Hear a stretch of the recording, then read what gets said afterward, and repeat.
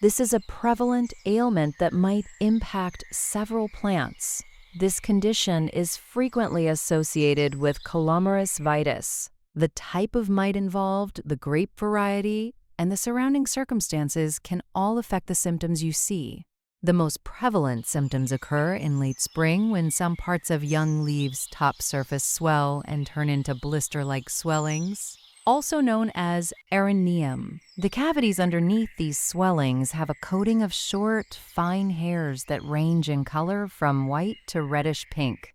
These dense hairs shield tiny, transparent mites. The swellings eventually dry out and turn brown, as do the hairs that cover them. In some countries, these mites cause a different type of damage. For example, deformed leaves at the base, as well as deformed buds and curled leaves. This condition often appears when blisters form on leaves caused by the mite Colomerus vitis. Despite the obvious symptoms, it is not considered a major pest of grapes. These small, sap-sucking mites primarily affect grapes.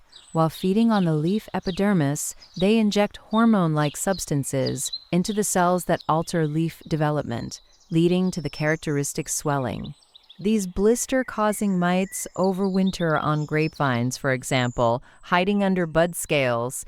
They become active in the spring, moving to the underside of young leaves and beginning to feed on them. At the end of summer, they leave the foliage and seek shelter for the winter. The blistering on the underside of leaves should not be confused with fungal diseases, such as downy mildew. These symptoms are more severe during the rapid development of leaves in humid weather, but the mites do not appear to have any harmful effects on fruit yield.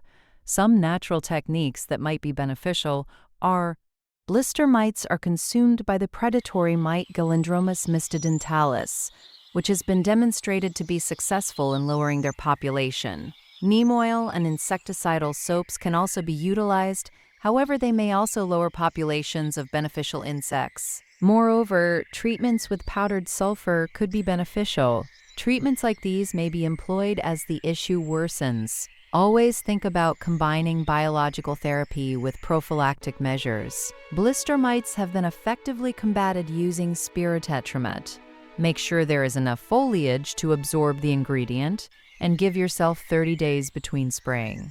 It is also possible to employ wettingable sulfur in powdered form. To reduce the likelihood that this may occur again, make use of wholesome plants from an approved supplier. Regularly check the field.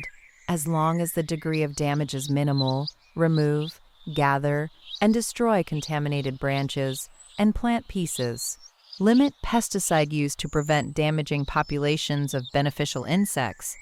Herbicides damage helpful insects like predatory mites, so avoid using them near the vines. In summary, the top surface of the leaves develops swellings that resemble blisters.